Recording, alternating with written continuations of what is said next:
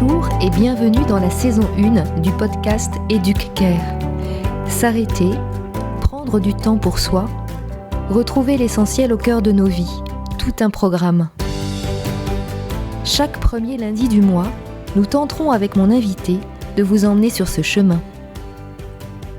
La sensibilité n'a pas toujours bonne presse, et parfois elle est comprise comme une énième maladie qu'il faudrait gérer. Et si nous faisions fausse route ? Si la sensibilité était témoin de notre humanité, de notre manière d'être au monde, de le comprendre, d'y réagir et d'agir. Comment l'accueillir, vivre avec, la valoriser et en prendre soin ? Et à l'école, comment cela pourrait-il se passer ? Pour essayer d'y voir plus clair, pour comprendre ce concept de sensibilité ou d'hypersensibilité, j'ai invité aujourd'hui Saverio Tomasella. Docteur en psychologie, psychanalyste, il anime un observatoire sur la sensibilité et est fondateur du Centre d'études et de recherche en psychanalyse. Il a écrit de nombreux livres, essais et romans, notamment Hypersensible, trop sensible pour être heureux ou J'aide mon enfant hypersensible à s'épanouir. Je suis honorée d'accueillir pour EducCare Saverio Tomasella. Bonjour. Bonjour. Alors vraiment ravie de pouvoir prendre ce temps autour de la sensibilité. Et comme je l'ai évoqué dans l'introduction, ce concept de sensibilité peut faire polémique. Entre indifférence et méconnaissance, chacun y va de sa définition ou de sa représentation. Alors j'entre directement dans le vif du sujet. Pour commencer, de quoi parle-t-on exactement quand une personne se dit « je suis sensible » ou « je suis hypersensible » ? Qu'est-ce que cela veut dire ? Merci pour cette question parce que c'est très important de commencer à poser les bases dès le début d'une bonne compréhension de ce phénomène. Donc déjà, la sensibilité, c'est le propre de tout être humain. Tout être humain naît sensible. Il y a une correspondance, une équivalence entre sensibilité et humanité.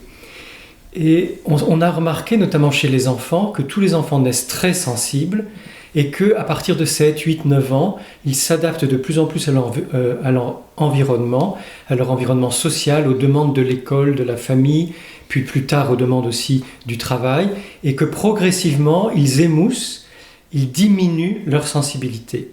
Sauf que certains enfants ne vont pas s'adapter autant que les autres, et ces enfants-là vont rester plus sensibles que la moyenne. Et c'est intéressant de se rendre compte que finalement, c'est la société, progressivement, au fil des siècles, et notamment depuis la première révolution industrielle, depuis la mécanisation, depuis le fait que les technologies sont venues envahir nos vies, c'est la société elle-même qui devient de moins en moins sensible. Donc on pourrait dire qu'on a une société hyposensible, peu sensible. Et face à la moyenne, face à la norme, on a donc eu besoin de dire qu'une certaine partie de la population était probablement plus sensible que la moyenne, d'où cette idée de sensibilité élevée ou d'hypersensibilité. Et en fait, avec des études, on s'est rendu compte que 30% de la population, c'est-à-dire à peu près une personne sur 3, est concernée par cette sensibilité plus élevée que la moyenne, mais plus élevée qu'une moyenne qui est peu sensible. Donc finalement, les personnes sensibles, les personnes qui restent sensibles, très sensibles, se sentent en décalage avec la majorité des autres, et c'est pour ça qu'elles ont l'impression qu'elles sont hautement sensibles, qu'elles sont grandement sensibles. Parce qu'il y a vraiment un décalage plus compliqué à accueillir d'une certaine manière, c'est ça ? C'est vraiment le côté je ne suis pas dans une norme ? Alors, effectivement, la norme, c'est statistiquement le plus grand nombre. On pourrait dire qu'il y a la norme hyposensible qui est celle de la société, et parmi ces 30% de la population, on pourrait dire qu'il y a une autre norme qui est celle de la sensibilité élevée. Mais quand il y a confrontation entre ces deux réalités, c'est vrai, et surtout qu'on n'en parlait pas beaucoup avant, c'est vrai que les personnes très sensibles, les personnes particulièrement sensibles, se sentent en décalage et ont l'impression que peut-être elles sont anormales, ce qui n'est pas le cas, qu'elles ont une différence, en tout cas une forme d'originalité qui peut être difficile à vivre parce qu'elle n'est pas celle de la majorité. Donc difficile à accueillir, à accepter, et d'où peut-être une suradaptation permanente. C'est exactement l'enjeu. C'est que tant qu'on ne parlait pas de sensibilité élevée, toutes les personnes moi-même je suis très sensible, toutes les personnes qui sont très sensibles, nous avons eu l'habitude de nous suradapter à un environnement qui n'accepte pas notre sensibilité supérieure à la moyenne, ou qui la vit mal, ou la voit de façon peu bienvenue. Et du coup, nous nous sommes dit qu'il fallait baisser l'expression de notre sensibilité. On ne peut pas baisser le niveau de sensibilité, ce qu'on ressent, on le ressent, mais moins montrer notre sensibilité et faire comme si nous étions peu sensibles ou moyennement sensibles. Et c'est de là que viennent les souffrances, les difficultés de vivre des personnes qui sont hautement sensibles. Donc dans le fait de masquer un petit peu, de réduire l'expression en fait, c'est surtout ça, de la sensibilité. On essaye au maximum de le faire. Alors c'est vrai qu'il y a deux cas de figure. Le cas de figure plus grave, qui concerne surtout les garçons et les hommes, c'est le fait de brider sa sensibilité. Quand on dit à un garçon, ce qu'on m'a dit à moi quand j'étais enfant, on l'a dit à mes frères aussi, tu es un garçon, tu ne dois pas pleurer, tu es un homme, tu ne dois pas exprimer tes émotions, on fait tout ce qu'on peut pour ne plus ressentir ce qu'on ressent. Et on y arrive. Quand j'étais jeune homme, j'avais réussi à me blinder et à ne plus ressentir la majeure partie des choses que je vivais. Donc ça c'est grave parce que finalement on s'ampute d'une partie de sa sensibilité, on se prive d'une partie de sa sensibilité, on s'en coupe. Et puis l'autre adaptation qui est moins forte, qui concerne plutôt les femmes, c'est je vais continuer à ressentir ce que je ressens, mais je vais moins le dire, je vais moins le montrer, et je vais faire comme si je suis comme les autres, c'est-à-dire moins sensible que ce que je suis réellement. Et c'est une autre source de souffrance. Dans le premier cas, on ne sent plus qu'on souffre, et on souffre pourtant. Dans le second cas, on souffre beaucoup, et on n'arrive pas à l'exprimer, parce qu'on se dit, si je l'exprime, ça va être mal vécu par l'entourage. Donc dans les deux cas de figure, c'est un grand problème qu'on se crée dans sa propre vie, alors qu'à l'origine, il n'y a pas de problème. À l'origine, on est sensible et c'est tout. Et tout va bien puisqu'on est humain. Voilà, c'est ça. Je pensais à l'humanité, justement, qu'on bride d'une certaine manière à partir de ça. Alors, vous avez choisi la sensibilité comme objet de travail donc, et de recherche. Et à quel moment est-ce devenu une évidence pour vous de travailler sur ce thème? Et qu'est-ce qui vous a amené à poser ce choix? Ça s'est fait très naturellement dans mon enfance. En fait, il se trouve, d'une part que je suis très sensible, et d'autre part que j'ai eu la chance d'aller au lycée musical dès le cours préparatoire. Et il se trouve que le lycée musical, c'est comme sport-études, c'est musique-études. Le matin, on a les cours classiques à l'école, et tous les après-midi, on est au conservatoire où on apprend le solfège, l'harmonie, l'histoire de la musique, on pratique un instrument, on fait de la chorale, certains font de la danse et du théâtre en plus. Et donc tous les après-midi, je baignais dans un environnement favorable à la sensibilité, et tous nos professeurs, sans exception, nous disaient à chacune et à chacun de nous, développe ta sensibilité, exprime ta sensibilité, affine ta sensibilité, ta sensibilité est belle. Toutes sortes de phrases et d'encouragements de ce genre qui faisaient qu'effectivement on finissait par être fier de notre sensibilité, par l'aimer et par aimer la sensibilité des autres autour de nous, puisqu'on voyait bien que chacun avait sa sensibilité différente.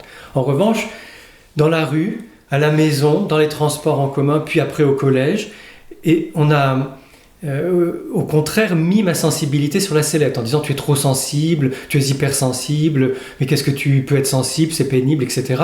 Et à se moquer de moi après au collège à cause de cette sensibilité. Et donc je me disais c'est très étonnant, je vis dans deux mondes.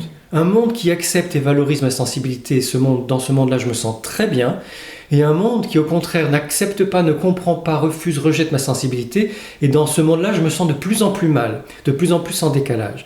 Et donc naturellement, je me suis dit que ma vie allait tourner autour de la sensibilité parce que c'était tellement important pour moi de pouvoir l'exprimer, bien sûr dans la musique et dans l'art, mais partout dans ma vie, que je cherchais tous les moyens possibles pour pouvoir garder cette sensibilité et l'exprimer.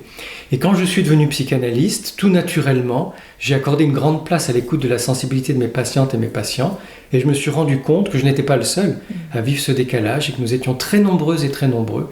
Et petit à petit, ça a lancé une recherche fondamentale sur la sensibilité en général et la sensibilité élevée en particulier. Alors justement, vous écrivez que la sensibilité ne se résume pas aux émotions, parce que vous avez à un moment donné évoqué les émotions. Alors, quelle place occupent vraiment les émotions au cœur de la sensibilité ? Les émotions sont la partie la plus visible, la plus bruyante, la plus perturbante de notre sensibilité. Et c'est pour ça que on parle de plus en plus d'émotions et ça c'est une très bonne chose. C'est important que dans notre société, dans nos cultures, on parle des émotions pour apprendre à les apprivoiser, à mieux les connaître et à les apprivoiser. Et là je fais une toute petite parenthèse sur le vécu des émotions. Comme vous le disiez tout à l'heure, la sensibilité n'est pas à gérer et nos émotions ne sont pas non plus à gérer. C'est une très mauvaise expression qui vient du domaine administratif et du domaine des entreprises finalement. On peut gérer des stocks, on peut gérer un portefeuille financier, on peut gérer des actifs de toutes sortes, on peut gérer des chiffres, mais on ne peut pas gérer des humains et certainement pas la part la plus fine, la plus subtile, voilà, la plus vivante de notre être qui est notre sensibilité.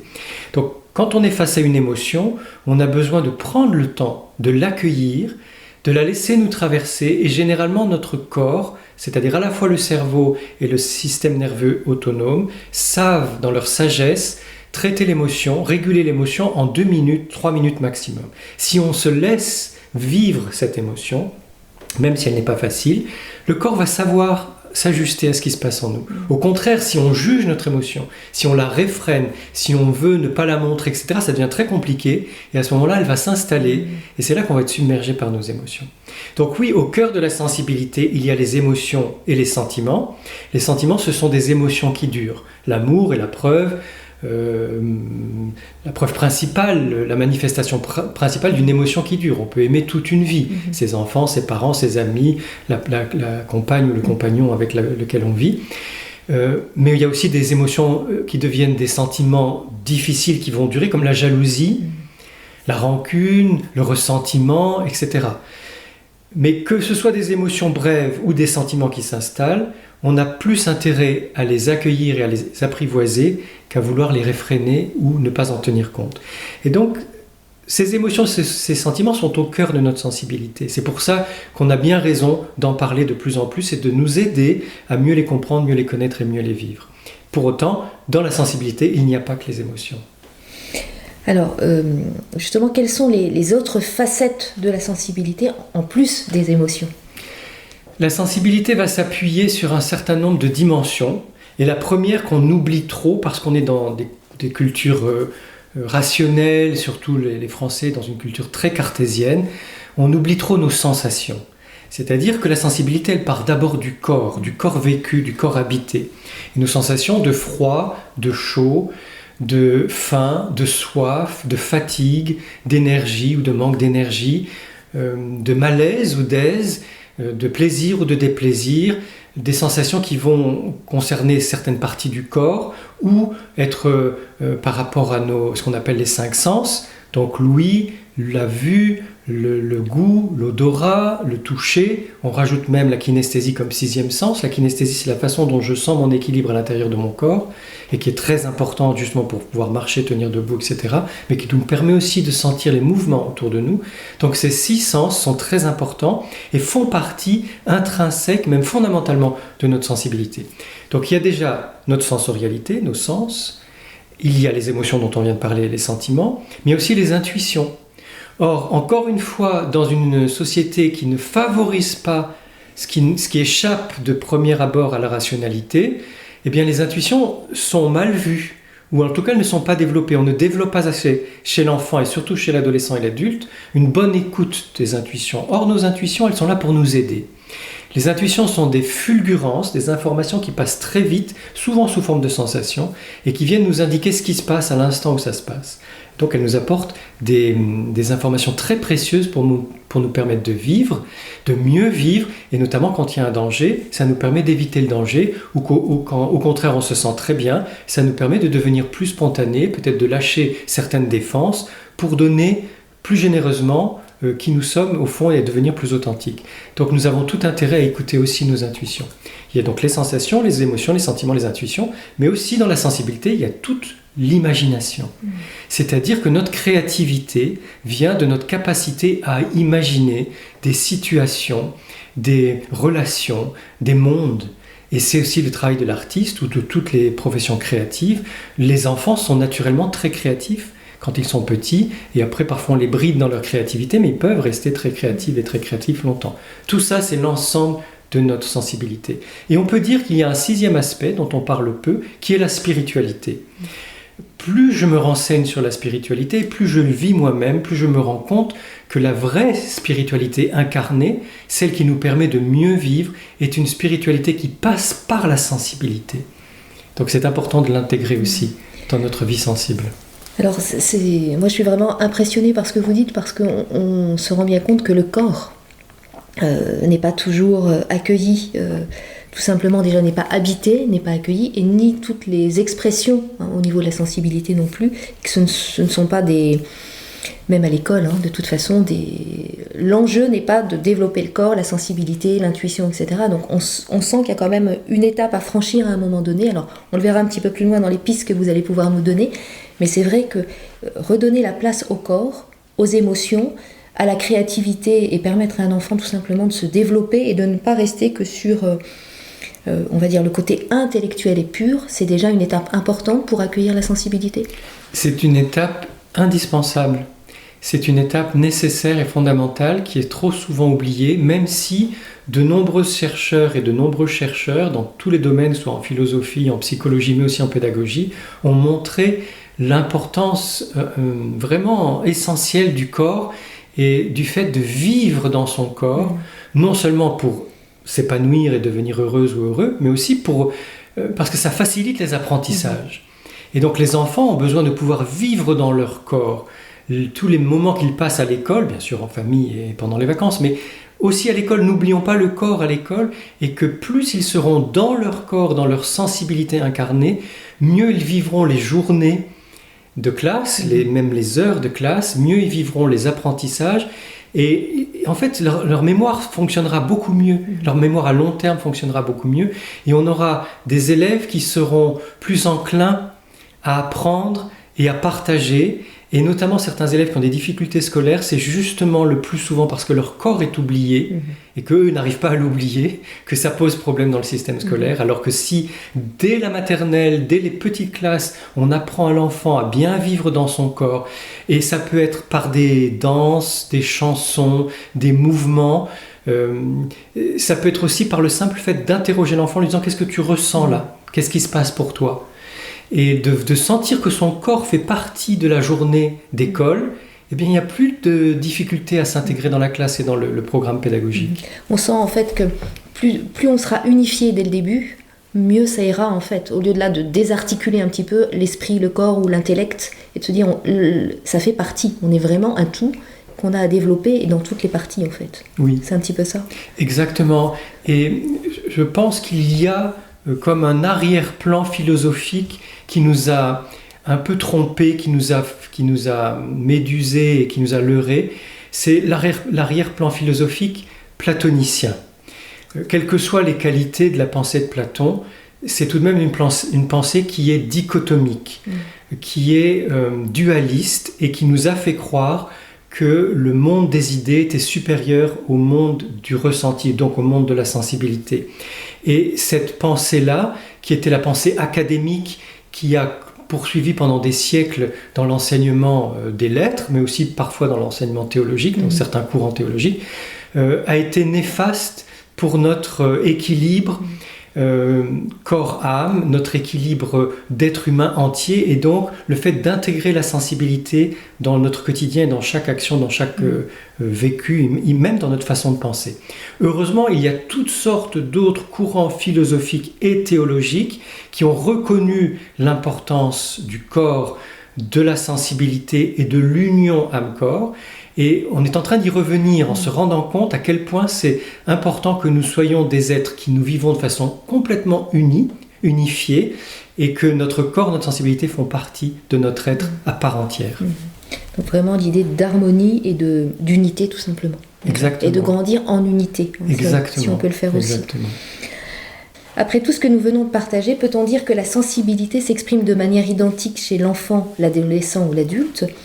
Ou bien chacun va-t-il l'habiter de façon unique et singulière, et de manière égale toute sa vie ? Alors c'est une question extrêmement importante qui me permet déjà de préciser que chacune et chacun de nous vit sa sensibilité de façon singulière. Nous sommes des êtres uniques, nous restons des êtres uniques toute notre vie, et donc notre façon d'habiter, d'incarner notre sensibilité va être unique, elle va être singulière, elle va être spécifique. Et c'est pour ça que c'est important de ne pas chercher à formater les enfants de façon uniforme, puisque chacune et chacun a ses différences dans sa sensibilité. Mais au-delà de ça, vous avez raison de dire qu'au cours de la vie, nous avons des grandes étapes qui font que notre sensibilité va plus ou moins évoluer. Je dis plus ou moins parce que ça dépend des personnes. Il y a des personnes qui vont avoir une sensibilité qui va rester à peu près égale toute la vie, même si cette sensibilité-là, la leur, est spécifique, et d'autres qui vont voir leur sensibilité évoluer. Donc il y a des différences à l'adolescence. Il y a des différences assez nettes à l'adolescence parce que les adolescents sont dans une forme de sensibilité exacerbée du fait même de leur adolescence. C'est-à-dire que là, on pourrait dire que presque tous les jeunes adolescents, ça peut se tasser après à la fin de l'adolescence, mais au début de l'adolescence, les jeunes sont dans une forme d'effervescence sensorielle, sentimentale, émotionnelle, d'imagination aussi, qui fait que de toute façon, la plupart de nos adolescents sont extrêmement sensibles, et c'est bon de le savoir et d'en tenir compte, et de ne pas les réprimander parce qu'ils ne peuvent pas faire autrement que d'être extrêmement sensibles. De même que les tout petits enfants, ils vont être à la fois sans filtre et sans barrière. Dans un bus, dire pourquoi la dame a des grosses verrues, et c'est pas méchant, ou pourquoi le monsieur sent mauvais. C'est simplement qu'ils sentent les choses et ils les expriment. Donc c'est important que nous, adultes, nous acceptions, que ce soit chez les petits-enfants ou les jeunes adolescents, cette fraîcheur, ce naturel, parce qu'ils ne peuvent pas, elles ne peuvent pas faire autrement. C'est vraiment dans la nature humaine, dans ces phases de la vie, de s'exprimer énormément par rapport à la sensibilité, de même que les personnes très âgées. Les personnes très âgées, qu'elles soient dans des phases d'Alzheimer ou de démence sénile, etc., ou pas, sont des personnes qui vont redevenir extrêmement naturelles comme les jeunes adolescents ou les jeunes enfants. Elles vont dire les choses comme elles sont. Et c'est important que nous les accueillions avec cette fraîcheur, cette sincérité, cette facilité d'expression de leur sensibilité. En revanche, dans notre âge adulte, surtout au début, avant 40 ans, nous avons tendance à vouloir nous ranger, être dans le rang et faire comme les autres. Et donc là, on va un peu mettre notre sensibilité de côté pour faire comme les autres, parce que c'est important d'être intégré dans les groupes. Et bon, alors ça nous sert peut-être pendant nos études et surtout au début de notre vie professionnelle pour être accepté, mais ne le faisons pas trop longtemps, parce que sinon il y a des risques que nous nous coupions vraiment de notre sensibilité. Et puis, il y a des phases de la vie qui vont rendre la sensibilité plus forte. Toutes les grossesses, comme il y a un bouleversement hormonal, et d'ailleurs j'en profite pour dire que chez certaines femmes, d'ailleurs la majorité des femmes, la période menstruelle ou prémenstruelle peut être difficile, exacerber la sensibilité, même chez les femmes qui ne sont pas hautement sensibles naturellement, elles peuvent avoir un moment difficile à ce moment-là. Et bien dans les grossesses aussi, il y a un tel bouleversement hormonal que les femmes qui sont enceintes sont beaucoup plus sensibles. Et c'est important d'en tenir compte. Eh bien, au moment de la ménopause, il y a des ménopauses qui durent peu, d'autres qui durent très longtemps, de très longues années. Il y a de nouveau un bouleversement hormonal qui va provoquer une sensibilité plus élevée. Et chez l'homme, l'andropause est plus lente, mais elle va aussi bouleverser l'équilibre sensoriel, l'équilibre émotionnel. Et donc pour certains hommes, c'est plus difficile, après 50 ans, de vivre leur vie sensorielle, émotionnelle, parce qu'ils ont moins les barrières ou ce qui permettait de retenir leur sensibilité. Ils vont devenir un peu cœur d'artichaut, comme on dit. Et c'est comme ça, c'est la vie et c'est important de l'accepter. Et puis, il y a bien sûr tous les événements historiques. Si on vit des traumatismes, des chocs, si on est malade, si on est licencié, si on vit un deuil important, dans ces phases-là, nous allons toutes et tous être plus sensibles. Et c'est tout à fait naturel. C'est comme si une brèche à nouveau s'ouvrait, où on laissait passer un petit peu, parce qu'on ne peut plus contenir, c'est ça. Exactement. Donc c'est à la fois un stimulus qui va nous mettre en route sur quelque chose de différent et qui fait qu'on est tellement débordé qu'on ne pourra qu'accueillir la sensibilité, ou en tout cas son expression. Exactement, c'est comme si on retrouvait finalement notre vulnérabilité fondamentale. Tous les humains sont vulnérables et c'est lié à notre sensibilité. Nous ne sommes pas des pierres, nous ne sommes pas des robots. Et donc dans ces moments-là, nous nous retrouvons, j'allais dire, intacts tels que nous sommes, de façon très pure à l'intérieur de nous, au plus profond de nous. Et ça peut être des périodes finalement de bénédiction ou d'opportunité, de grâce, où on a la possibilité de vraiment se connaître en profondeur et de s'accueillir tel que l'on est. Aujourd'hui, on dirait qu'on se connecte, ou en tout cas qu'on est plus aligné un petit peu. Le fait de retrouver un petit peu peut-être le cœur de notre vie, ou en tout cas de se dire ça, je l'ai caché pendant très longtemps, aujourd'hui ça s'exprime. Exactement, on retrouve le cœur de notre être. Okay. Alors vous venez d'apporter un éclairage très intéressant donc, sur l'évolution de la sensibilité de l'enfant à l'âge adulte, mais comment accompagner la transition, c'est-à-dire comment accompagner ce passage de la sensibilité naturelle jusqu'à 7 ans à celle de l'enfant qui grandit. Comment on accompagne ça ? Déjà, le plus important, c'est d'accepter que nos enfants petits sont très sensibles et ont besoin d'être accueillis pleinement avec cette sensibilité. Si un enfant de 3, 4, 5 ans ou même plus petit, si un enfant est accueilli dans ses chagrins, dans ses colères, dans ses peurs, dans ses mouvements de joie, y compris ses excitations, dans ses dégoûts, ses gênes et de toutes les émotions qu'il va pouvoir exprimer, ou dans l'expression simplement de j'ai faim, j'ai soif, j'ai froid, je suis fatigué. Si un enfant est accueilli pleinement dans sa sensibilité, il va devenir un adolescent et un adulte beaucoup plus équilibré, beaucoup plus capable de s'épanouir et d'être heureux, beaucoup plus empathique, beaucoup plus bienveillant et beaucoup plus capable de vivre en relation avec les autres, d'accueillir les autres comme ils sont et donc de participer à la création d'un monde plus humain, plus bienveillant, plus solidaire, etc.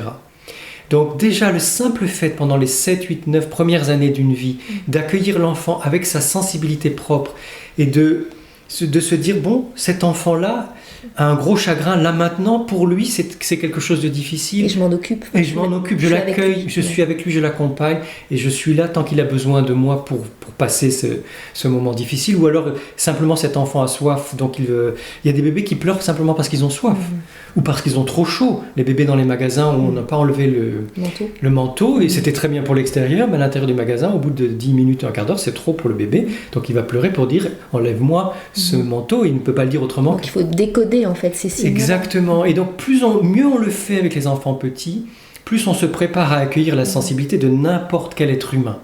Donc ça c'est très important dans les premières années de vie. Après 7 ans, ce qui compte c'est de garder un équilibre pour tous les enfants entre le corps et le mental, entre la sensibilité et la raison. Bien sûr qu'à partir de 6-7 ans, on apprend à lire, à écrire, à compter, etc., à développer un raisonnement logique, c'est très bien, mais ça ne doit pas se faire au détriment de la sensibilité, de la sensorialité des émotions et de l'imagination. C'est important que dans nos familles et nos écoles, puis plus tard dans les entreprises, on garde vraiment un équilibre paritaire. On parle de parité, c'est important de le faire là aussi. Un équilibre paritaire entre sensibilité et raisonnement, entre sensibilité intelligente et intelligence sensible, qu'on ne coupe pas les deux. Et à ce moment-là, ça permettra justement à ces enfants qui grandissent, à ces adolescents, de se sentir bien dans leur être, dans leur vie, dans leur corps et dans leur devenir. Mais déjà, dès le départ, ça veut dire qu'il y a vraiment un accueil de soi, dès le début, une connaissance de soi qui nous permettra de... Plus on se connaît en fait en étant jeune et petit, plus on va grandir, j'allais dire, être capable d'être en relation avec soi et avec l'autre. Exactement, c'est le grand enjeu, c'est la relation. D'accord. Le grand enjeu, c'est la relation, c'est de faire en sorte que je puisse accueillir l'autre tel qu'il est. Et si je suis dans ma sensibilité, si j'accueille ma sensibilité, je vais pouvoir accueillir la sienne. Sinon, on est dans des relations un peu superficielles ou factices, où on va échanger des discours sur lesquels on peut se mettre d'accord, mais ça ne veut pas dire que les êtres eux-mêmes se soient compris et sont en accord. S'il n'y a pas la sensibilité, on reste dans quelque chose d'inauthentique, d'artificiel. Et c'est pour ça que c'est très important que nous, adultes, quotidiennement, continuellement, nous acceptions notre sensibilité comme elle est, c'est-à-dire que nous continuions à être à la recherche de nous-mêmes, aller à la connaissance de nous-mêmes, et notamment à travers notre sensibilité, parce que plus je m'accepte, moi, adulte, avec ma sensibilité, y compris en me souvenant de ce qu'était ma sensibilité quand j'étais enfant et adolescent, plus je suis capable d'accueillir un autre adulte et avec sa sensibilité, quelle qu'elle soit, mais surtout les enfants et les adolescents avec la sensibilité qui est la leur. Et ça, vraiment, pour nous, c'est un enjeu très fort, d'accueillir notre sensibilité pour pouvoir accueillir la sensibilité des autres. Et comme nous n'avons pas baigné dans une culture favorable à la sensibilité, c'est maintenant que nous avons besoin de faire ce chemin, d'accueillir vraiment notre sensibilité pour pouvoir accueillir celle des autres. Alors justement, vous parliez de la culture et de l'éducation, mais... Tout à l'heure, on a dit que c'était quand même un concept assez récent. Ça remonte à quelle période ce concept de sensibilité vraiment travaillé et mis au goût du jour d'une certaine manière ? Alors, Je vais répondre à votre question. Simplement, j'ai fait un petit détour historique. En fait, ça fait très très longtemps que certaines personnes parlent de sensibilité en général et de sensibilité élevée. Il y a en Grèce un médecin qui s'appelle Arrêté de Cappadoce, qui est très connu parce que c'est lui qui a créé les hôpitaux, les premiers hôpitaux. Arrêté de Cappadoce avait déjà remarqué l'existence d'une constitution plus sensible, qu'il appelle la constitution délicate, et qui... déjà, il avait fait les mêmes constats qu'on peut faire sur les personnes hautement sensibles aujourd'hui, des personnes qui sont très fines, très subtiles, qui sont très empathiques ou facilement empathiques, des personnes qui n'aiment pas du tout la vulgarité et des personnes qui sont créatives. Donc déjà, il avait repéré ça avec des conséquences à l'époque sur la santé, sur la façon de traiter ces personnes du point de vue médical. Et donc ce constat est très intéressant. Au XVIIe siècle et au XVIIIe siècle, et notamment avec la création, l'invention de l'homéopathie, certains médecins vont être très attentifs aussi à cette constitution sensible, cette constitution plus sensible que la moyenne.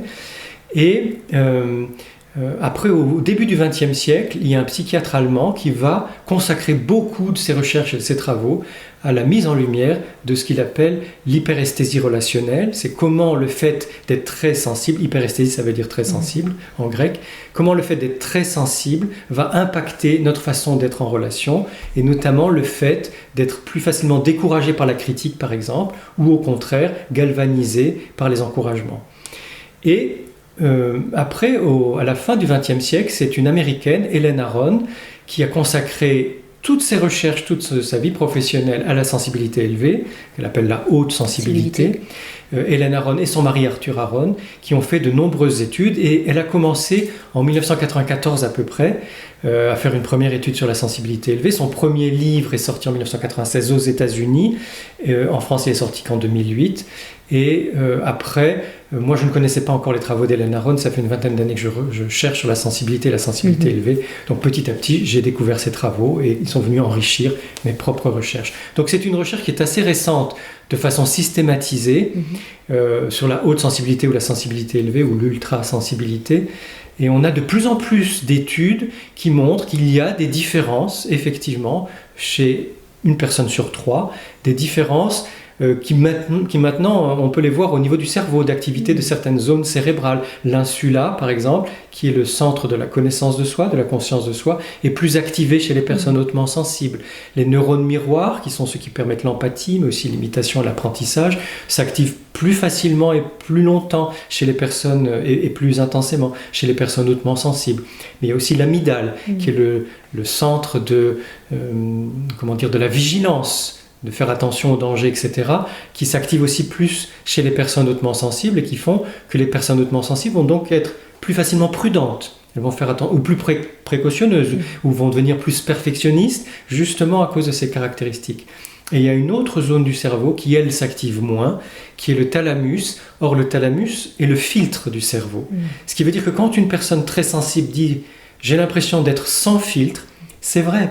Son thalamus fonctionne moins, c'est-à-dire qu'elle va recevoir toutes les informations et devoir les traiter sensoriellement en profondeur pendant plus de temps que les autres personnes. C'est pour ça qu'elle sature, qu'elle fatigue plus rapidement et qu'elle a besoin de se reposer plus souvent.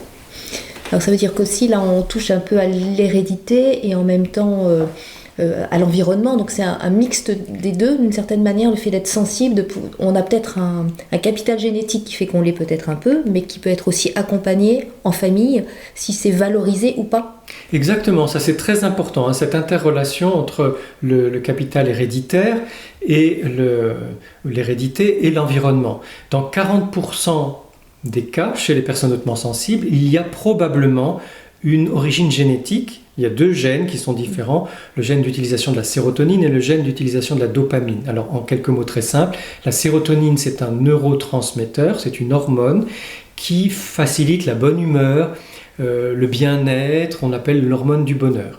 Eh bien, chez les personnes qui ont ce gène un tout petit peu différent, elles utilisent moins bien leur sérotonine, et c'est pareil pour la dopamine. Elles ont un autre gène qui fait qu'elles utilisent moins bien la dopamine. La dopamine, c'est l'hormone du matin, celle qui nous permet de nous réveiller, d'avoir de l'entrain, de nous lever, de partir travailler, d'avoir de l'énergie pour faire ce qu'on a à faire. Eh bien, on voit donc, grâce à ses études sur 2 gènes particuliers. C'est une toute petite différence sur une branche du gène, hein, c'est quasiment rien. Mais donc, les personnes qui sont porteuses de ces gènes un peu différenciés utilisent moins bien ces 2 hormones et donc vont être plus fatiguées, plus découragées, parfois plus déprimées, plus anxieuses. Et ça concerne 40% des personnes hautement sensibles. Ce qui veut dire que chez 60% des personnes hautement sensibles, ça vient d'autre chose. Ça va venir de leur histoire, ça va venir de leur famille, de leur environnement, etc. Et on s'est rendu compte de quelque chose de très important, c'est que si un enfant très sensible grandit dans une famille de misère, de violence, d'abus, de maltraitance, ou un environnement très stressé, cet enfant-là va se blesser plus facilement, va être plus malade, va réussir moins à l'école, va avoir de moins bonnes relations, va être plus anxieux, plus déprimé et à l'adolescence peut avoir des pensées suicidaires. Alors que le même enfant, dans un environnement porteur, bienveillant, encourageant, respectueux et aimant, va au contraire avoir une meilleure santé, de meilleures relations sociales, une meilleure scolarité, une plus grande créativité et faire preuve d'un plus grand équilibre dans sa santé physique et mentale. Donc on voit bien à quel point l'environnement peut jouer un rôle délétère ou au contraire favorable, favorisant pour un enfant. Et c'est pour ça que j'insiste maintenant beaucoup sur la création d'environnements vraiment porteurs, vraiment soutenants, vraiment accueillants, respectueux, bienveillants. Et ça veut dire aussi que pour les parents, il y a quand même un enjeu très très fort sur la manière d'éduquer, d'accompagner et de faire grandir en fait son enfant. Exactement. Dans ce que vous dites, c'est quand même très... Ça engage énormément et je trouve que la responsabilité, elle est énorme. Nous avons, nous adultes, que ce soit en famille, dans les centres aérés, les colonies et bien sûr l'école, nous avons, nous adultes, une responsabilité immense concernant le devenir de nos enfants et particulièrement des enfants très sensibles. Alors c'est vrai que cette conversation, cet échange nous emmène assez loin, hein. Ça vient quand même bousculer pas mal de nos représentations sur la sensibilité et sur l'accueil que nous lui réservons. Alors justement, en quoi changer de regard sur la sensibilité est essentiel pour en prendre soin? Effectivement, c'est le regard que nous portons, c'est-à-dire la conception que nous avons de quelque chose qui nous fait vivre cette dimension-là d'une façon favorable ou défavorable. Si je n'aime pas ma sensibilité ou si je la considère mal, je vais mal la vivre forcément. Donc c'est vraiment, et là c'est le fruit de ces dernières années, il y a vraiment un grand changement, on commence à parler de plus en plus de sensibilité et de sensibilité élevée, c'est vraiment en revalorisant la sensibilité en général, la sensibilité étant la qualité humaine intrinsèque, fondamentale, c'est en la revalorisant cette sensibilité qu'on peut bien la vivre. Et particulièrement si on est une personne hautement sensible, si on sent qu'on est une personne qui a une sensorialité très développée, par exemple les bruits nous gênent, ou la lumière va nous gêner, ou les odeurs fortes sont incommodantes pour nous, ou si au contraire on vit des émotions très fortes qui vont durer plus longtemps ou qui sont plus variées, ou si on se sent perméable aux émotions des autres, si on se sent très intuitif ou très intuitif, ou très créatif ou très créatif, si on a vraiment cette sensation, et généralement on l'a depuis longtemps, qu'on est particulièrement sensible ou qu'on est en décalage avec la moyenne, qu'on a une sensibilité plus élevée que la moyenne, à plus forte raison, on a vraiment besoin de revaloriser la sensibilité en général et notre propre sensibilité, de la voir d'un œil bienveillant, de poser sur elle un regard aimant, c'est-à-dire vraiment accueillir notre sensibilité comme elle est, et non pas comme voudraient les autres, ou comme on voudrait nous la transformer, la changer, d'accueillir vraiment notre sensibilité comme elle est, et de la vivre, de la connaître, de la vivre comme elle est, car ça nous permet de mieux vivre en entier, de mieux vivre nous, l'être humain que nous sommes. Et donc c'est vraiment ce changement de regard, de passer d'un regard méfiant, on va dire, à un regard confiant, d'un regard peu valorisant à un regard d'accueil, d'acceptation, d'amour. C'est ce changement de regard, ce changement de conception sur la sensibilité qui fait... qui vraiment fait tout, qui va faire qu'un jour on se réveille ou on se lève en se disant « Waouh, quelle belle sensibilité j'ai, c'est un trésor !» Et même si ce n'est pas forcément facile à vivre dans toutes les circonstances, j'en conviens. Il y a des moments dans les transports en commun ou dans certaines situations sociales ou au travail, à l'école, etc. Ce n'est pas forcément facile, ou dans certaines discussions. c'est pas parce que c'est difficile à certains moments que ça change la qualité fondamentale de ma sensibilité. Ma sensibilité reste et restera toujours un merveilleux trésor. J'en prends soin. C'est le fait de valoriser la sensibilité, de la prendre vraiment comme quelque chose d'extrêmement précieux qui nous incite à en prendre soin et à en prendre soin tous les jours. Et concret, c'est très concret, c'est l'alimentation. Quelle est l'alimentation qui me convient le mieux? Parce qu'on s'est rendu compte qu'il y a des alimentations qui ne conviennent pas aux personnes hautement sensibles. Typiquement le café, le thé, parfois même le chocolat, l'alcool, même si on adore les bons vins comme moi, mais on réduit un petit peu. On réduit, même beaucoup parfois, parce que je sens que ça ne me convient pas. Donc il y a l'alimentation, on s'est rendu compte aussi que ce qui est trop sucré, le sucre blanc, les sucres rapides, ce n'est pas bon parce que ça peut nous rendre nerveux. En plus, on sait aujourd'hui que ça change la flore intestinale et que ça a donc un impact sur les neurotransmetteurs, les hormones dont je parlais tout à l'heure. Donc il y a trouver la bonne alimentation pour soi. Trouver le bon rythme de repos, c'est-à-dire que les personnes hautement sensibles ont souvent besoin de faire des pauses dans la journée, pas simplement le soir d'aller se coucher, mais une petite pause au milieu de matinée. C'est-à-dire de récupérer après. Exactement, il s'agit de récupérer. Donc faire des pauses, faire en sorte d'avoir un bon sommeil. Comment? En marchant par exemple régulièrement, ou en faisant du qigong, du yoga ou de la méditation, en mangeant tôt le soir, parce qu'on sait que si on n'a plus besoin de digérer, on va dormir mieux que si on a mangé tard et qu'on est encore en train de digérer. Donc le corps à nouveau là, on se fait récupérer par le corps. Exactement. Donc un bon sommeil, une bonne alimentation, une activité physique qui nous convient. Et j'ai remarqué que les personnes hautement sensibles aiment beaucoup tout ce qui est de l'ordre de l'équilibre, donc le surf, le skate, le ski, l'escalade, la danse, le yoga, tout ce qui et plein d'autres choses qui nous permettent... Qui repositionne. En fait. Exactement, oui, parce que être dans l'équilibre, travailler l'équilibre, ça nous repositionne, ça nous recentre, ça nous réaligne, comme vous disiez tout à l'heure. Donc pratiquer des activités sportives ou artistiques d'ailleurs qui nous font du bien, comme le chant, la danse, il y a peut-être des personnes qui adorent peindre ou sculpter, ou simplement faire des bouquets ou cuisiner. Et trouver les bonnes relations pour nous, les bons amis qui nous comprennent, la bonne compagne, le bon compagnon, et bien sûr un environnement de travail, faire en sorte que l'environnement de travail soit de plus en plus porteur pour nous, pour notre sensibilité. Et pas trop stimulant, entre guillemets, pour qu'on puisse véritablement être à l'aise, en fait, c'est ça. Alors, oui, pour une grande partie des personnes hautement sensibles, mais il y a une petite catégorie parmi les personnes hautement sensibles qui sont des chercheurs de stimulation, des chercheurs de sensations. Ils vont aller... Voilà, donc ils sont souvent extravertis, contrairement aux autres qui sont soit ambivertis, c'est-à-dire à la fois extravertis, introvertis, soit introvertis. Et ces extravertis ou ces chercheurs de sensations vont chercher les stimulations, mais être fatigués. Donc avoir besoin de réguler leur journée en disant, tiens, voilà, là j'ai eu assez de stimulation, maintenant je me calme un petit peu, voilà, et je redémarre après. Je reprendrai après. Donc, à nouveau, je retrouvais mon axe... Exactement, finalement on en revient à bien se connaître, et comme on est chacune et chacun unique, bien se connaître à travers sa sensibilité, de quoi j'ai vraiment besoin moi. C'est pas comme les autres, je suis quelqu'un de différent, donc de quoi ai-je vraiment besoin moi. Et que ça sera pas la même chose pour le voisin ou la voisine. Exactement. Alors, il se peut que certains de nos auditeurs, avec tout ce qu'on vient de partager, soient un peu décontenancés et qu'au fil de notre échange, ils ont peut-être reconnu ou identifié des attitudes, des manières de s'exprimer ou de ressentir qui sont les leurs. Et la question peut se poser, et si j'étais une personne ultra sensible qui s'ignore? Alors, voilà, je fais comment avec ce paquet cadeau? Parce que vous parliez tout à l'heure d'un trésor, mais j'en fais quoi, vraiment? Comment j'accueille Comment je peux l'accueillir alors que, voilà, au fil de notre échange, on est en train d'identifier, de pointer les choses et c'est de se dire derrière, peut-être que je le suis. Je fais quoi là aujourd'hui? Alors déjà, c'est une très très bonne nouvelle. Si un podcast comme celui-ci, et merci beaucoup pour vos questions, si cet entretien que nous avons permet à certaines personnes de reconnaître leur sensibilité élevée, leur ultra-sensibilité, c'est vraiment formidable parce que dès qu'on commence à reconnaître cette caractéristique en soi-même ou pour soi-même, ça va changer notre vie. C'est-à-dire qu'on va avoir une lecture de tout le passé, de tout ce qui s'est passé pour nous de notre naissance à aujourd'hui, en se disant « Ah ben oui, c'est bien sûr !»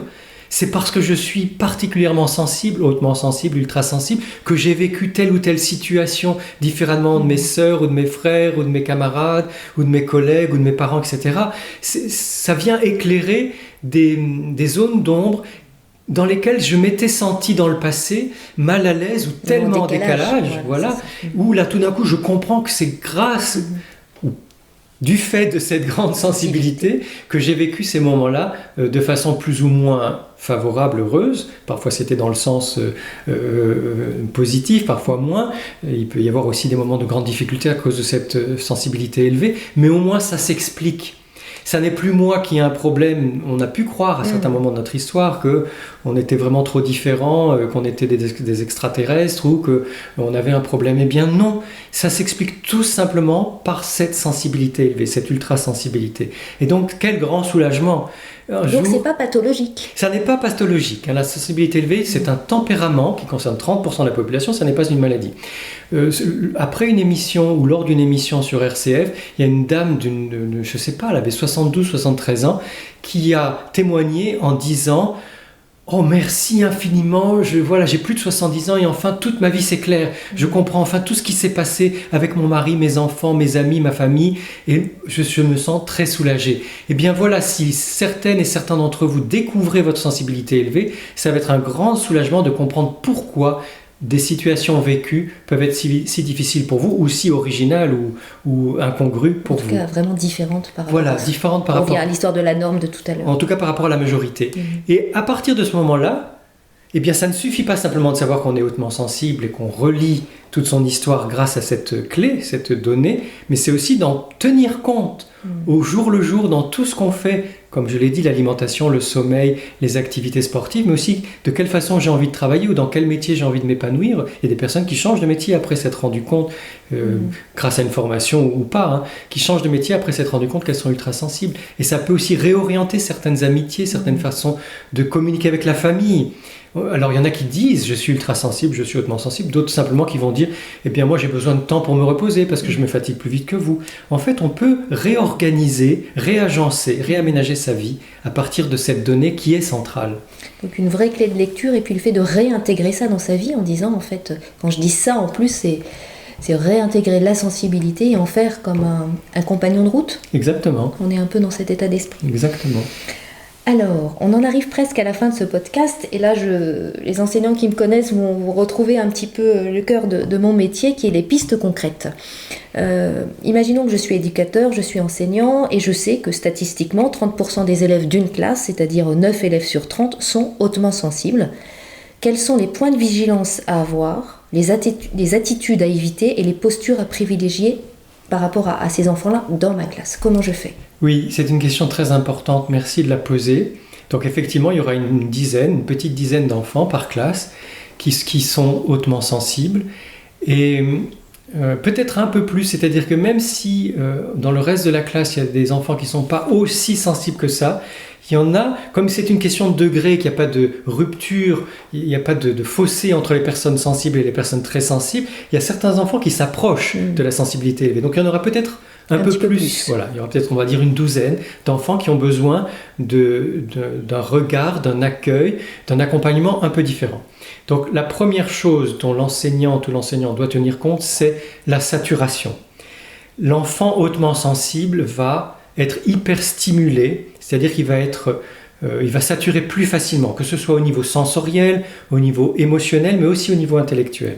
L'attention de ce fait. Voilà. Okay. Donc, ce sont des enfants qui vont avoir des moments, ils vont avoir besoin de moments de répit, de récupération. Et ce sont souvent des enfants, soit ils vont bouger leurs jambes, soit ils vont se balancer, soit ils vont se mettre à rêver, à regarder par la fenêtre et à penser à autre chose. Besoin de déconnecter de ce qui se passe. Voilà, et ça peut ne durer que 5 minutes. Et après, ils peuvent reprendre l'activité de la classe. Donc si les enseignantes et les enseignants ont simplement cette clé de lecture en se disant tiens, celui-là ou celle-là est en train de récupérer, il bouge ses jambes, se balance, tourne ou regarde derrière ce qui se passe, ou simplement par la fenêtre ou ferme les yeux pour rêvasser, c'est bon signe.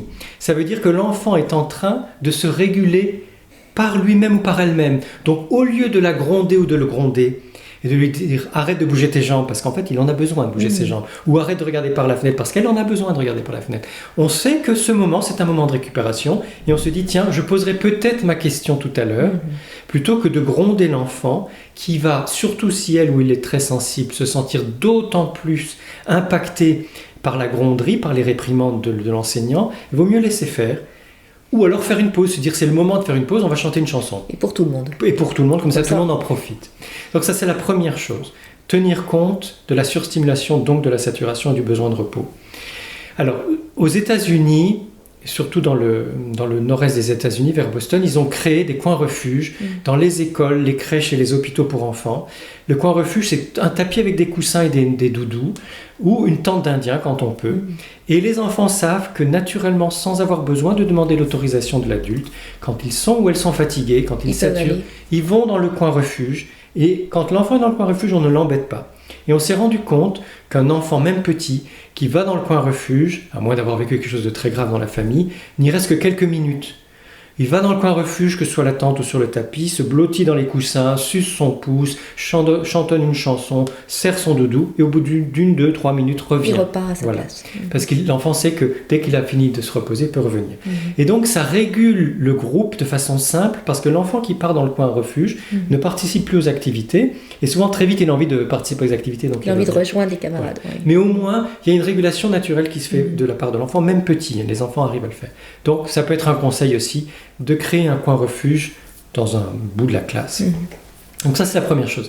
La deuxième chose à connaître, c'est que les enfants hautement sensibles n'aiment pas être observés. Un enfant hautement sensible, si on se penche sur son épaule et qu'on regarde ce qu'il est en train d'écrire, ça le coupe complètement dans son inspiration, que ce soit pour faire des maths, du calcul ou autre chose. Et donc, moi je me souviens, enfant, j'étais exactement comme ça, et c'est pas le moment que les parents ou les institutrices, les instituteurs disent tu es bête ou tu lambines, parce que ça ne fait que bloquer encore plus l'enfant. On l'inhibe complètement. On l'inhibe complètement, voilà, exactement, on l'inhibe. Donc l'idée c'est, je me suis approché un peu trop, l'enfant se sent observé, je vais ailleurs. Je me mets en retrait, je regarde ce qu'il fait, mais...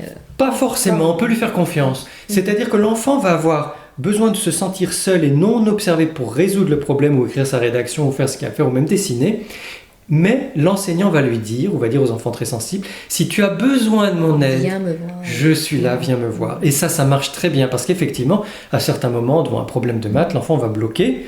Il va venir voir l'enseignant. C'est lui ou elle qui fait la démarche d'aller demander de l'aide. Et dans ces cas-là, ça se passe très très bien. Donc ça aussi, l'enfant hautement sensible n'aime pas observé, n'aime pas être observé. Il a besoin de pouvoir venir demander de l'aide. Et la troisième chose très importante aussi, c'est la lenteur ou le fait d'être décontenancé par rapport à une nouvelle tâche, une nouvelle activité. L'enfant hautement sensible, comme il a ce traitement sensoriel approfondi des informations, il va être beaucoup plus méticuleux et observateur que l'enfant moyennement sensible. Et donc, au début, quand on lui apprend quelque chose de nouveau, déjà il est dérouté parce que ce sont des enfants qui aiment bien leurs habitudes, ça les tranquillise, ça les sécurise. Voilà, ça les tranquillise, ça les rend plus à l'aise. Et donc, la première fois qu'il va faire une nouvelle activité, quelle qu'elle soit physique ou intellectuelle, il va avoir besoin de plus de temps pour comprendre cette activité et la mettre en place. À peu près 20 à 30% de temps en plus des autres enfants, c'est beaucoup. Oui, c'est énorme. Et si on le presse, eh bien, il ne va pas y arriver. Il va se bloquer et il ne va pas du tout y arriver. Il va être inhibé aussi, même corporellement en fait. Et ça, on sait que c'est pareil pour des enfants au potentiel intellectuel, des enfants qu'on appelle surdoués. On a besoin de les laisser découvrir une première fois une activité nouvelle. Et petit à petit, si cette activité est refaite dans la classe au cours de l'année, ils vont devenir aussi rapides, progressivement, ils vont devenir aussi rapides que les autres enfants. C'est-à-dire qu'une fois qu'ils auront intégré toutes les démarches par lesquelles ils ont besoin de passer, toutes les étapes par lesquelles ils ont besoin de passer pour faire cette activité, ils vont devenir rapides. Et si on l'a fait toute l'année, à la fin de l'année, ils vont même être plus rapides et plus performants que les autres enfants. Donc c'est vraiment une question de rythme à respecter. Le démarrage. Exactement. Au début, ce côté observateur et méticuleux, peut-être même perfectionniste, va faire qu'ils vont prendre le temps, ils vont même être décontenancés la toute première fois, ils vont prendre le temps de faire une activité, mais après ils vont devenir tout aussi performants que leurs autres camarades. Voilà les trois grandes vigilance de l'enseignant par rapport à des enfants hautement sensibles. Et puis bien sûr, il y a tout ce qu'on a dit concernant les émotions, l'expression des émotions, l'empathie, ça peut être des enfants... La mise en mots aussi, des émotions peut-être. Exactement, la mise en mots des émotions, mais pas trop tôt. C'est-à-dire que là, c'est une découverte très récente. On s'est rendu compte que les enfants ont besoin de ressentir l'émotion avant de mettre des mots dessus. Si on demande trop tôt à un enfant quel mot tu pourrais mettre sur ton émotion. Il peut être décontenancé aussi, il a besoin d'abord de sentir ce qui se passe. L'expression sensorielle. De l'émotion dans son corps, avant même de pouvoir mettre des mots sur l'émotion. Donc de laisser beaucoup de place aux émotions dans les classes. Je sais que maintenant il y a plein de jeux autour des émotions. Se font autour des émotions dès le matin. Formidable. Voilà. Petit à petit ça se développe, c'est super. Oui. Merci beaucoup.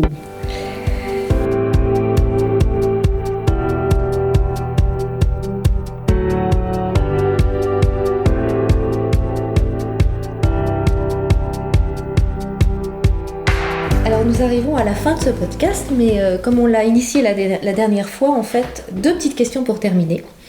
D'abord, à quel moment de votre parcours vous avez pris conscience qu'il était essentiel de prendre soin de vous ? Je pense que c'est venu tôt, parce qu'étant un enfant très sensible, j'étais aussi facilement malade. Bien que costaud physiquement, j'étais un enfant plutôt rond et très sportif, donc j'étais costaud physiquement, mais il y avait certaines périodes où je me rendais compte que mon corps me jouait des tours.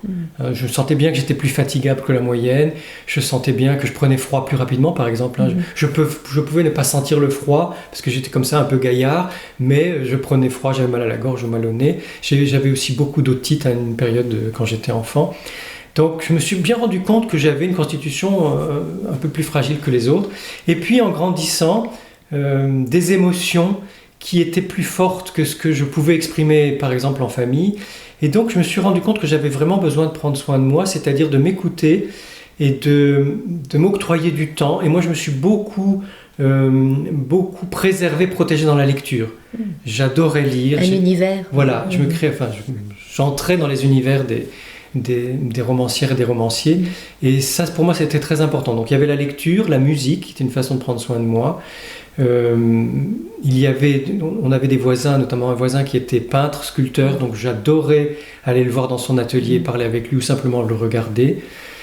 Et puis c'est en grandissant, en devenant adulte, que je me suis rendu compte de l'importance de l'alimentation. Donc ça s'est fait très progressivement, et je me suis rendu compte qu'il y a des choses que je ne digérais pas du tout, ou qui me mettaient mal, ou que même si j'aimais le café, je ne le supportais pas. Donc progressivement, je me suis rendu compte de ça. Une régulation progressive. Exactement. Et puis après, c'est par rapport au sommeil, par rapport... j'ai toujours été sportif, donc j'ai fait beaucoup d'activités physiques, mais je me suis rendu compte tout de même qu'il y avait des choses à respecter dans la journée, et plutôt du calme le soir, pour pouvoir mieux dormir. Donc c'est récupérer en fait. Voilà. Donc ça a été un processus très progressif dans mon cas. Et puis aujourd'hui, comment vous prenez soin de vous ? Alors aujourd'hui, je pense, un peu dans l'aboutissement de ce long processus. Donc j'ai développé une alimentation qui me convient bien. Je suis dans un cadre de vie qui me correspond, puisque j'ai acheté une maison à la campagne et j'ai la chance d'avoir un jardin avec des arbres et des oiseaux, des écureuils. J'essaye de manger tôt le soir. Pour moi, ça c'est très important, et de manger léger. Et le soir, je ne regarde plus de films violents. Je regarde soit des documentaires, soit des films qui sont plus doux, on va dire, qui ne sont pas forcément moins profonds, mais qui sont doux, qui sont plus respectueux. Et puis après, j'ai toute une phase où je fais du yoga, du qigong, avec une lumière très, très basse, parce qu'on sait que pour le cerveau, le soir, la lumière a besoin de baisser de plus en plus. Donc j'ai simplement une petite lumière et je fais du qigong et du yoga. Et après, je me sens prêt pour aller dormir. Et paisible. Et paisible pour bien dormir. Sinon, j'adore marcher en forêt. Donc aussi souvent que je peux, je marche en forêt. Et quand je peux aussi, je vais au bord de la mer. Voilà, c'est une façon de me réguler. Et d'être dans la nature, parce qu'on en fait partie. Il ne faut pas l'oublier non plus. Exactement. Eh bien, voilà, nous arrivons à la fin de ce podcast. Donc, moi, je suis, comme je dirais, impressionnée. Alors, merci infiniment pour Saverio Tomasella pour ce temps partagé, nous avoir permis peut-être de renouer ou d'accueillir une partie de nous qui était peut-être oubliée, voire délaissée ou incomprise. Accueillir et accepter sa sensibilité, celle de son enfant ou de ses élèves, comme un cadeau. C'est un chemin possible, mais... je dirais aujourd'hui, chacun a son rythme et dans un processus qui est lent. En tout cas, c'est peut-être un cadeau à se faire. Donc, vraiment un immense merci pour ce temps. Merci à vous. Merci. Et je terminerai aussi en disant que sous le podcast, vous trouverez tous les liens, les livres dont nous avons parlé en début de podcast. Vous aurez aussi des liens vers d'autres podcasts pour compléter un petit peu les pépites et puis aller creuser si vous en avez envie. Donc merci à vous, belle semaine à chacun et à très vite.